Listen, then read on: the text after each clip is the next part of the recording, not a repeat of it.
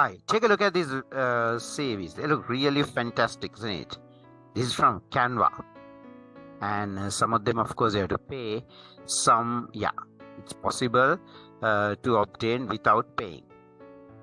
But, preparing the CV is not just taking something online and dumping your information and, posting it. It's much bigger than that. The deal is much more important. And take a look at some other sites like the app winner. Again, there are lots of good looking CVs. The look good is not exactly what the CV is about. Let me kind of close them. Just going online, downloading something and adding some information and posting it. Well, CV is better than that. Expectation out of the CV is better than that. So this video tries to kind of give you some crucial hints to how to personalize the CV. CV is your, what you call as your image, your impression. It's not just a colorful, an A4 paper. Now, let me kind of introduce a few hints as to how to get the CV to be better than others. Remember, when you take from online, others who have applied for the job also may have done the same. Yours must look better than theirs. It should look best. How do you do that? So this video is for the purpose of supporting that. First thing, the face. Make sure you smile. The teeth should show. Sending the CV without the photo, that's your choice. But sending one with the smile, a nice colorful photo, well, that's also your choice. Second one, make sure that your email address is looking professional. Maybe your name or another name should be there. One of your names should be there in your email. Do not forget it. And the other thing is, when you apply for a job, it's not for the the people registration department. Don't put all the names. Just first name and the second name would do. Maximum 3 names, ideally 2 names. So these are the crucial things. And then the color combo. Nice to have CV with 2 colors. Go online, check it out. You can use online templates, no harm. But make sure that it suits your requirement, suit your personality. First thing, there are 4 things that matter. First of all, let me talk about it. Experience, education, skills, and contact details. Remember, experience must be added before education. So what are we going to put in it? Experience. Take a look at it down here. Not about the job.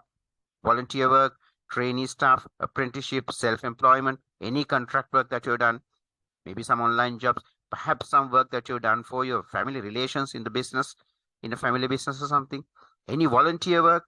And remember, you talk from the most recent to the earliest. And the experience is something that you add up front. And make sure to describe it. A sentence or 2 would definitely help. Your CV should be in 2 pages.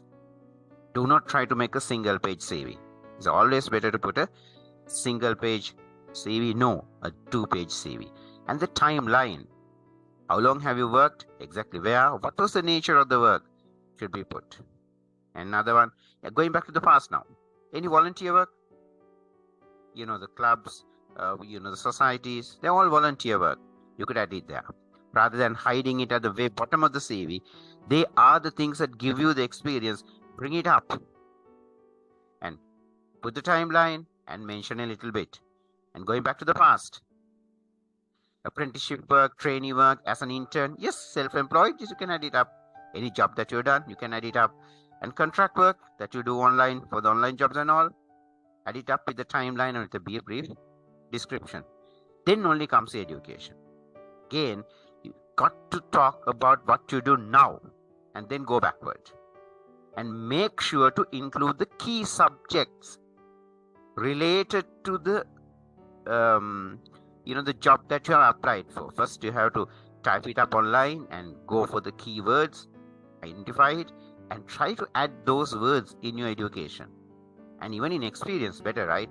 So bigger the number of keywords, right, as well as the key subjects, higher the chance of getting selected for the job. So the modules, training, projects, so all those things are part of education.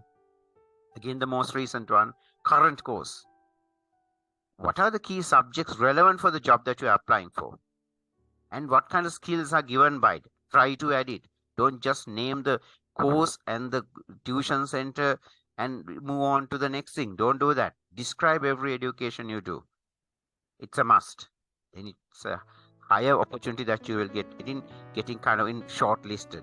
The course that you've done before that, again, the principal subjects and the skills related to the job you are applying right now.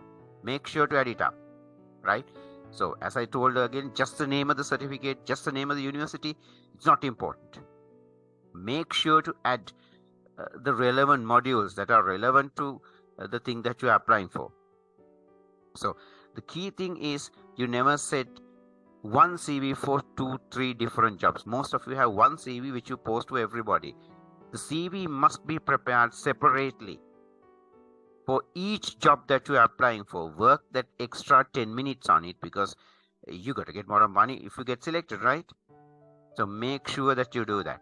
And then when you're done before, timeline is a must. And again, the same thing, modules, projects with the use of keywords. Going back, yeah, A-level you can add it up, yes. But remember, A-level comes later. Your current education comes first. A-level comes after. Yeah, subjects like English, general English will play a role. Any projects that you've done in A-levels, please add it up, right? Subjects and grades of A-level, only 3 subjects, no? Yeah, if you have it, you can add it. And the key thing is, crucial thing is not to put all of your O-level there, right? Just say that you passed O-level if you've done it, and then add the key subjects. Even if it's S-pass for mathematics, it's highly valuable. Accounting, Sinhala, Tamil, or language studies, it's highly crucial. So add the few crucial subject marks, but do not add all the marks of all the subjects. That's a bad idea to do. Yeah. And then let's move on to skills. Yeah. Now, skills are highly important for any employer, any recruiter. Skills show your attitude, your capacities, your personality. So skills are 2 types. One is technical skills, other one is soft skills. What are the technical skills? The skills relevant to the job that you are applying for, related to the job you are applying for. Soft skills, the normal skills, right, that a person may be having. Yeah. Imagine language skills. Language skills, you can put it separately. It will be always nice to find a template that shows the dots, so that you can show the capacity. English, Tamil, Sinhala, right?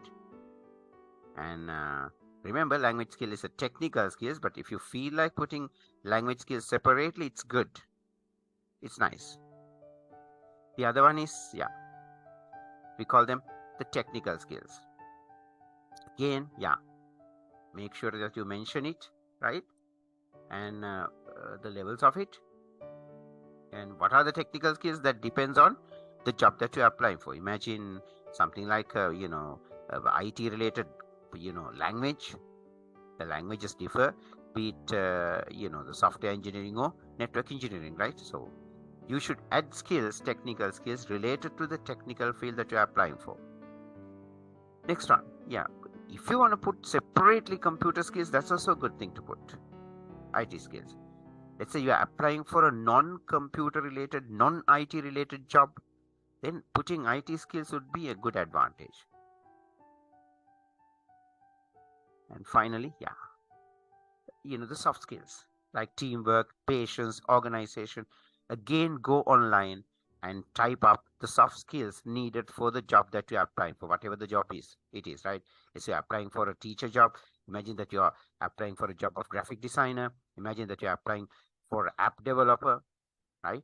So whatever that you are applying for, type online to find out the soft skills needed. Go around up and down, internet for a while. You can find out a couple of 4 or 5 skills that are relevant, and think whether you have them. If you have, add them up, right? Skills, patience, organization, strategy planning. Do not mix it up. So remember, soft skills here. Yeah, computer skills, if you feel like, add it separately. Technical skills separately, and yes, language skills separately. So these are very, very crucial. Skills matter most, remember that. And then the next thing is, yeah, contact details. These are the crucial contact details. When you apply for a job online, your email is a must. Your mobile phone number is a must. Better not include your land telephone number. Always best not to put it. Zip code is not relevant in Sri Lanka, right? So when you get from online, be careful not to put unnecessary things, right? State, not relevant for applying in Sri Lanka, right? Of course, when you're applying for a job overseas, you have to put the country. City, yeah, important. Address is not always necessary. Remember that. And to this, you need to add, your LinkedIn, right? Twitter, if you have, that information also is relevant. See, you have to add your LinkedIn. FB, if you feel like, you can add it up for something like a graphic design or whatever. If your FB is loaded with some content, put it there. Twitter is a good thing to show your language skills, and any Instagram or something where you can show your, the artistic skills, you can put it. Whatever online link, whatever online quality that you developed that could help you land the job, put it there. And these are the do's and don'ts. As I told you, right? Surname at the end. Business name is different to your ID name. Business name does not have to be exactly like the ID name. I mean, your identity card name. Business name is first name first and a second surname later, right? Look at the font, Time New Roman, Calibri, Arial. Font size 14-16 would be great. Bold you can use for the headings, but the rest could be less. And rest of the CV could be 10 or 12 of the size. Different sizes, different places. Better not use, but sometimes you may feel like you're using it, right? And any information from present to backward. Make sure not to ignore that. And yes, interests you can add, projects you can add, achievements you can add, referees you have to. It's not a must for referee, but if you feel like adding, make sure that the referee is someone that who will recommend you. And hobbies, interests matter a lot. And it's very, very, very important, right? And whenever you add the hobby, make sure that you put the genre, the type of hobby you like, type of music you listen to, type of gaming you watch. Gaming is a very good hobby to put, right? You need to be specific about your hobby. Do not just mention it. If it's cricket, what sort of cricket you can put. If you played netball, you can put it up, right? As a hobby, right? Within brackets that you played. Yeah. And actions means the physical things you do, like hiking, cooking, guitar, sports, etc. Take a look at these hobbies now. Entertainment is what you do for fun. That. Sports, okay, any sports activity. Action, any physical activity you do. So when you mention your 5-6 hobbies, don't put 10 hobbies. 3 to 5 is great. Make sure they come from 3 different angles: entertainment, sports, action. Be tactical to put it. Action is relevant to show how physically agile, physically capable you are. And then projects, right? You do a lot of projects in any course of study. Describe the current project that you're doing, the most recent project. Always mention it in brief. Don't tell me the space is not enough. Your CV can be a 2-page one. Has to be a 2-page one. Yeah. One you done before. Projects, training, right? Make sure to include that information. And the next thing, yes, any other one than what have you done before, right? Even in A-level, you do 1 or 2 projects, right? So always good to add 1 or 2 such projects. All the way down to O-level is fine. And then the achievements. Take a look at it. So think carefully. You will always have few achievements. It's not getting certificates, not passing exams. It's about doing other things. But again, look for the keywords, trending words to describe the skills related to the job. So maybe you held the position as a prefect is an achievement. Perhaps you organized something successfully. That's an achievement, right? Be it in your formal law or other learning. Now, whenever you do a course of study, there's always information that you could be using here. An address, 1 number. Email is a must of your referee. 1 referee would do, and it should always be a person Who are you working with right now, rather than former principal or grammar sevak or someone, right? It won't do. Don't forget these things. Use keywords like created, analyzed, organized, coordinated, devised, right? So action words. And don't use words like the team player. Everybody's using it. Hardworking, never use it. Hardworking is a bad thing to do. Multitasking, don't go. Everyone uses these words. Go for, specifically action related words. Spelling errors, miss it. Don't do it, right?